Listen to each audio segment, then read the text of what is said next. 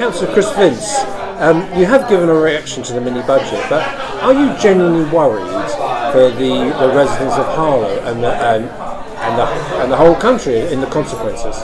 Yeah, absolutely. I mean, obviously, I gave you my article last week about a response to the mini budget. I mean, I'm just frankly quite shocked by it, to be honest with you. I mean, we've seen some, in my view, some pretty awful decisions over the last 12 years by this Conservative government. But I mean, the mini budget really was something else. At a time where we were, people are really struggling through the cost of living crisis, to give out tax cuts to those people who don't need it, and giving out, getting rid of the cap on bankers' bonuses, frankly, is absolutely disgraceful.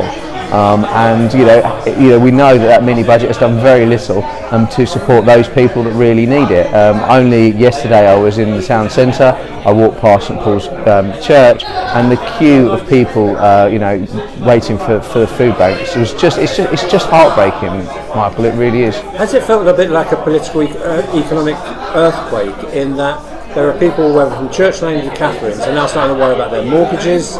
Somebody said some people were worried about keeping their home, and now people are worried about keeping their home. Yeah, absolutely, and I think people are rightly really angry about it as well, because what they've seen is a Conservative government that are putting their friends first and not worrying about them, frankly. We've seen a huge issue in terms of the energy bills rising. Their response to it, they recognise that Labour were right to be calling for a cap on energy bills, but their response to that was not to actually tax the huge profits that these energy companies are getting, but in fact pass on that debt to future generations. So we're looking at a real issue, not just for this generation of homeowners and residents in our town, but also for future generations as well. And that is so so terrible for people.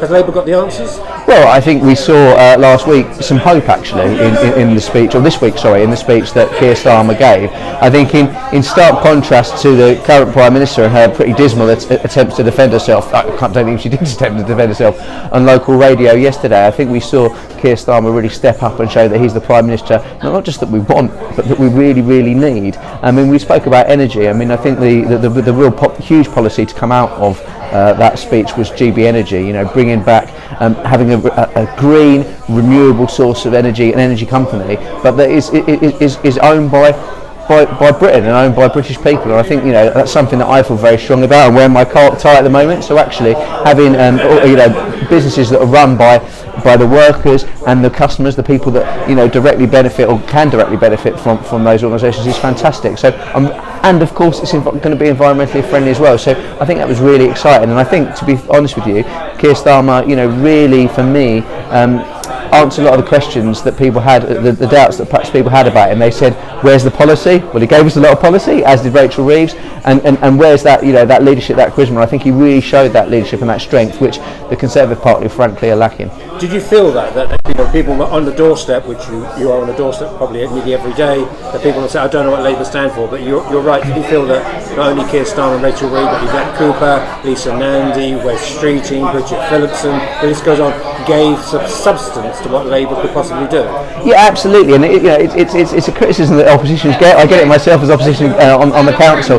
Where's the policy? But it's about when you announce that policy, and I think now was the right time to really, give that policy, because of course, as you just said, it gave hope to the country at a time when we really need some hope. Because